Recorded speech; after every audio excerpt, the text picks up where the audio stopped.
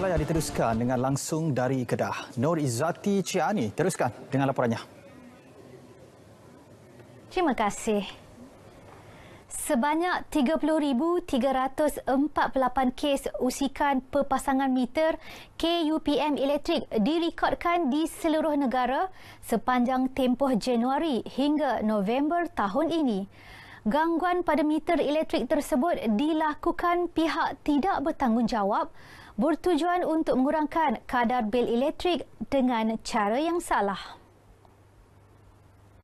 Pengarah Jabatan Penguatkuasaan dan Operasi Kawasan Suruhanjaya Tenaga ST, Muhammad Elmi Anas berkata, pengguna diingatkan supaya sentiasa peka dan tidak mudah tertipu dengan dakwaan sesetengah kononnya boleh melakukan pengubahsuaian untuk menjimatkan penggunaan elektrik.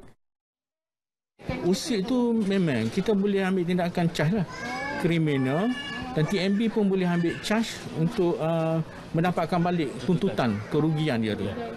Dia akan estimate lah berapa tahun orang ni guna dalam keadaan curi tu.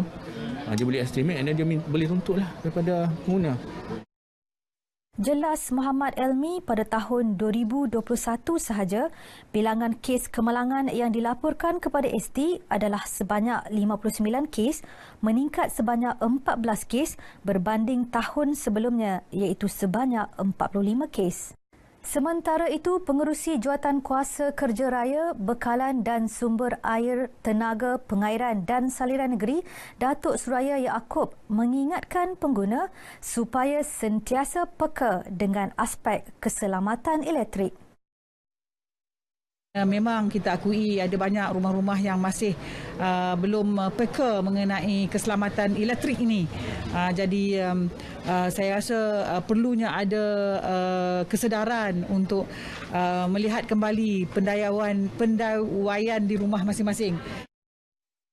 Jelasnya, selepas Majlis Penutup Program Touchpoint Suruhanjaya Tenaga Pulau Pinang, Kedah dan Perlis dipendang. Usaha Lembaga Zakat Negeri Kedah LZNK membeli tanah sawah dan mewujudkan estet padi membuka peluang pekerjaan golongan asnaf di negeri ini. Projek rintis skim estet padi yang melibatkan 11 peserta asnaf sekitar Padang Lumayan itu telah melaksanakan lebih 200 hektar sawah. Kebanyakan peserta asnaf asalnya hanya mengambil upah membuat padi, kini mampu mengusahakannya sendiri. Saya sebelum ni buat benar juga, ambil upah. Lepas tu saya cuba pohon peserta zakat ni. Lepas tu berjaya. Daripada situlah apa saya bermula dengan estate. Apa yang kelebihan bila join estate padi? Baik, kelebihan di dalam mini estate zakat ni, pembangunan rumah ni, banyak. Satu, untuk meningkatkan taraf ekonomi para peserta. Lepas itu, kelompok kaedah cara penanaman padi dengan rawatan kaedah rawatan padi dapat dikuasai. Zakat bawa keluar untuk perbelanjaan benang, untuk ekonomi biasa ni kita kena cari sendiri lah. Dengan bantuan yang zakat daripada Bank Islam ni membuat, kira alhamdulillah lah bagi kami tau, untuk perbelanjaan harian. Sekurang-kurangnya tau. Lepaslah belanja dapur bersemana. Ya, untuk tu ke alhamdulillah lah tau, kalau kata dengan suasana kampung apa. LZNK menanggung kos benih, baja dan racun serta upah menuai bagi meringankan beban pesawah yang menyertai skim ini. Kerjasama juga dilakukan dengan Bank Islam yang menawarkan pinjaman pembiayaan mikro bangkit tanpa faedah dan hasil keuntungan daripada jualan. Kita akan utamakan peserta-peserta di kalangan masyarakat setempat yang kita buat tapisan. Mereka ni di kalangan B40, mereka ni di kalangan asnaf yang perlu dibantu. Kawasan mana tu? 300 relung kita di belakang saya, di kawasan yang sama. Rezeki kita adalah kita bersambung-sambung dalam satu petak. dan 2-3 yang 200 longkir lagi kita ada di daerah Kubang Pasu di Jitra dan yang lebihnya di Kota Star. Beliau berkata demikian selepas majlis pelepasan benih ikan puyuh hybrid dan serahan pembiayaan mikro bangkit pembangunan usahawan estet padi di Kampung Padang Lumat baru-baru ini. Ahli Kelab Motosikal Berkuasa Tinggi Goldwing G20 menjelajah hampir ke seluruh Malaysia untuk menyampaikan kotak rezeki kepada penduduk terjejas banjir, golongan kurang berkemampuan, orang kurang upaya dan asnaf.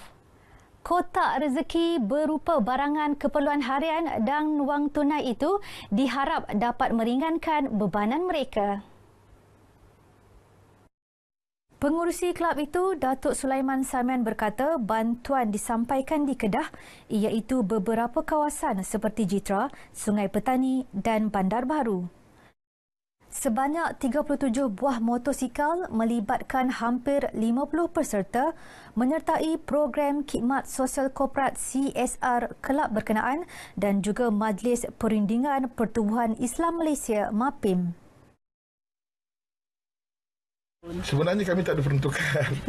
Kami sebenarnya datang daripada kawan-kawan sendiri. Kami share-share sendiri. Jadi kita buat macam itulah. Setiap kali ada program kita rasakan perlu, ada keperluan, kita akan terus membantu.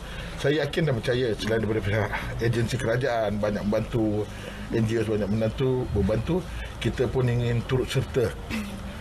Sudah barang tentu apa yang kita lakukan ini akan mendapat rahmat daripada Ilahi.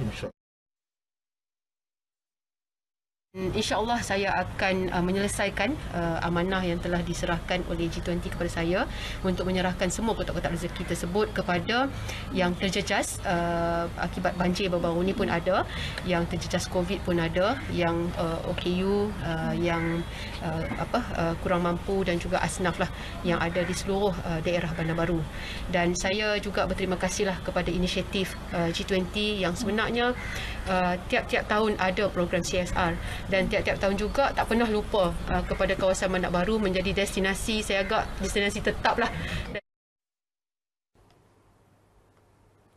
Laporan itu tadi mengakhiri lintas langsung dari negeri Jelapang Padi.